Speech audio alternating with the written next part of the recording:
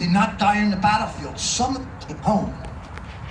And there's people in our age, too many to mention, but there are some great Americans that came back to Philadelphia. I like to talk about a few of them. My friend Bob Riley, probably the most unforgotten, unappreciated veteran to ever live in the state of Pennsylvania.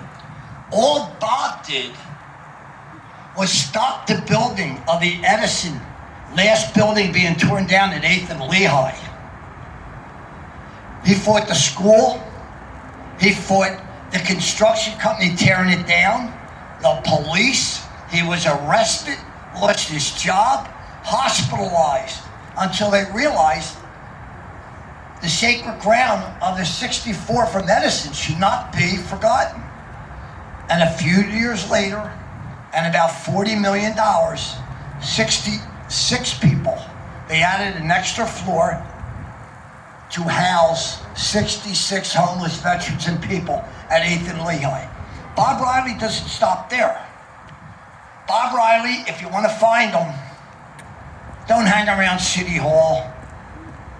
Don't hang around where the politicians are. Go to Camden. Go to K&A. He's giving out sodas, pretzels, socks, and he collects money. And he collects money, then he goes to Salvation Army place and gets hats, gloves, coats, and distributes them. I don't know. And one last thing about Bob. 2 years ago, he was coming out of a Wawa in Marlton, and he heard a noise in the dumpster. And he opened the gate up and found a homeless person. He went and bought him a cup of coffee and a donut, came back, took him to a motel, paid for the motel for 2 weeks, till he got that homeless veteran into a rehab, and then a step-down rehab, and now that veteran 2 years later is living with his family. That's Bob Riley. Years ago I came here and Judge John Braxton stood where my friend Jerry Tempesta is standing, and everybody in attendance had their backs to the wall. Judge John Braxton said, everybody turn around, face the wall, and put your backs to me. And I believe one of the main reasons this wall was opened up was John Braxton made everybody aware that nobody should have their backs to the wall when they come to a service. There's another, Jerry Miller. Now, who is Jerry Miller, and why would I be speaking about him? My wife and I, 14 years ago, moved to Rio Grande from Philadelphia. But I come back every year to a lot of events. One of them was at the Irish Pub by the great Mark O'Connor for our Marine Corps law enforcement. And they have a silent auction. And I went upstairs looking to see what I could bid on, and there was a poster that big. I didn't know what the hell it was. And I'm looking at it, and somebody said, it's a stencil of the Vietnam Wall in Washington. I said, wow, am I a dummy? I stood by the last hour of the auction, because when somebody bid, I bid higher, and I got it. I got 5 Medal of Honor recipients to sign it. I take it home. My wife says, we got to get it framed. So the next day I go to Michael's, and I lay it facing me on the counter, and out comes a young guy, 24, 25, and he said, can I help you? I said, I'd like to get my picture matted and framed. And he looks down, now it's facing me. He's looking it upside down. He said, oh, the great Vietnam Wall in Washington. I said, how did you know that? He said, I studied it in Philadelphia. I said, did you go to LaSalle College High School? He goes, yes. I said, did you have Jerry Miller? He said, not did I have, my brother and I. Jerry Miller's the greatest history teacher in the history of our country. He taught Vietnam for 40 years. He said he's taken me and my brother down to the wall 5 times. He's taken over 60 classes to the wall.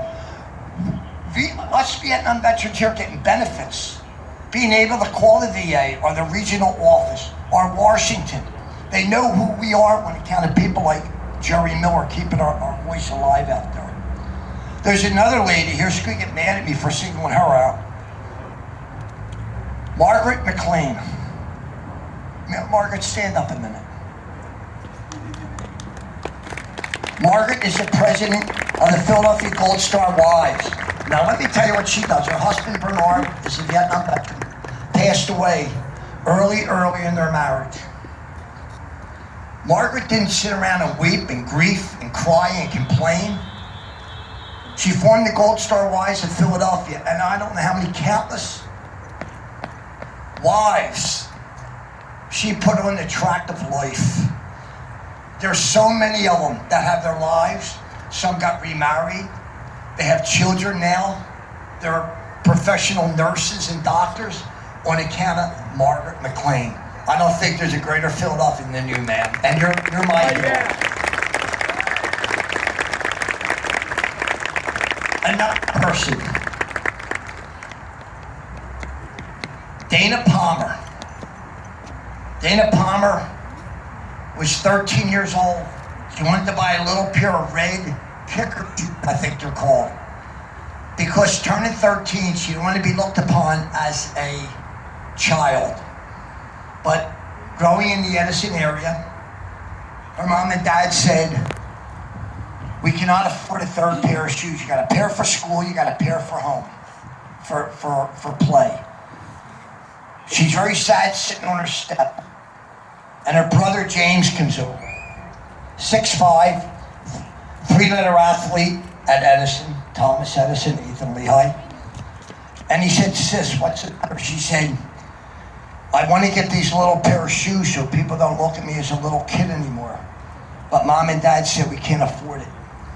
Her big, brave brother James said, when I'm done my paper route Saturday, mom said I can buy you the shoes. And he said, sis, I'm going to hit the next pitch. That Willie Mays would be jealous of me. And he went back out in the street. He picked up his stickball bat. And they never found the ball till today. That Saturday, he took Dana to get that little pair of shoes. Dana and her husband every year collect clothes, scarves, boots, galoshes, whatever people need around the Edison area, they distribute it. My last guy I want to talk about, that guy in the middle with the camera. He's a doo-wop singer, went to Newman, shot in the head in the Renegade Woods battle, saved a lot of guys, and is under consideration for the Medal of Honor.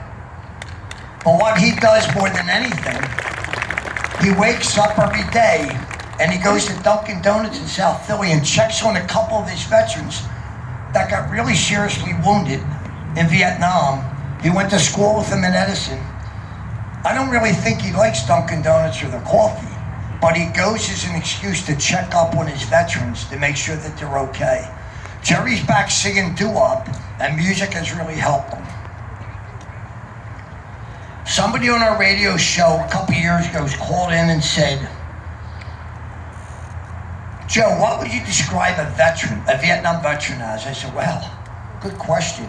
So I went to my boss, and I said, listen, can we go to a break? And it'll give me time to write a few things down.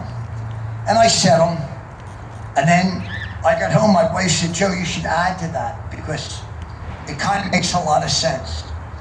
So what I think a Vietnam veteran from Philadelphia is a teenager that quit his paper route to go fight a war in Southeast Asia. He's a teenager from Philadelphia that jumped off his bike to jump on a boat or a plane to go to Vietnam to fight a war. He's a teenager that went to bed one night and stuck his stickball bat in the corner of his bedroom and woke up and found an M16 replacing it. He's a teenager that stuck his Chuck Taylors under his bed, and when he woke up in the morning, there were a pair of combat boots there.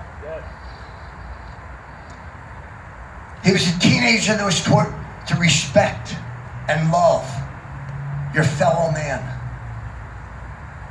And then he was sent off to a war and told to forget about all those good virtues.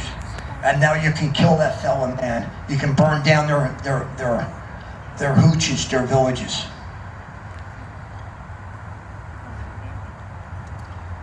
He's a Vietnam veteran that hugged and kissed his mom and dad goodbye, and then 6 months later found himself in a dry rice paddy of Vietnam, hugging the ground, while AK-47 rounds were flying over his head to stay alive. He's a Vietnam veteran that traded in his soda pop and his hoagies for leftover sea rations from the Korean War and muddy, hot, dirty drinking water from a canteen. He's a Vietnam veteran that when he went to bed, he put his ball in his glove when his kid came down in the morning, found the ball replaced with the hand grenade they used in Vietnam. He's a Vietnam veteran that on the first day in the military, when he got his equipment, they gave him a sleeping bag.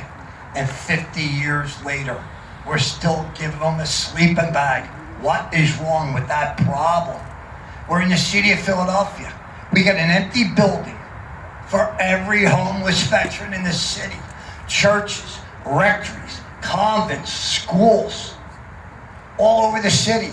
How do we allow a veteran to sleep in the snow, and we got empty buildings that once taught thousands and thousands of us students to go to Vietnam? Can't figure that one out. And in closing, the Hulk, we can't forget our Gold Star moms and dads, brothers and sisters, foster, adopted children, foster brothers and sisters, grandparents, neighbors, co-workers, friends.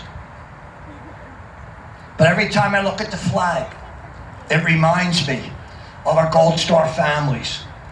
When I look at the cradle on the flag, it reminds me of the faces when they got the knock on the door, they tell them that their 18-year-old daughter or son just died of war. That sadness stays with them forever. When I look at the red, it reminds me of the marks left on their face of years of crying. That never goes away. They just find different places to hide in their house to try and to deal with their pain. When I look at the blue, that's that sadness in their heart. It never goes away. They can't celebrate birthdays. They can't celebrate holidays because they missed their loved one.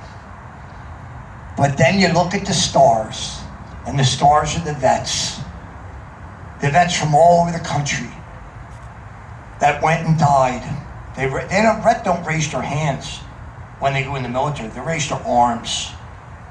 They let the world know that, hey, I'm willing to die for my country.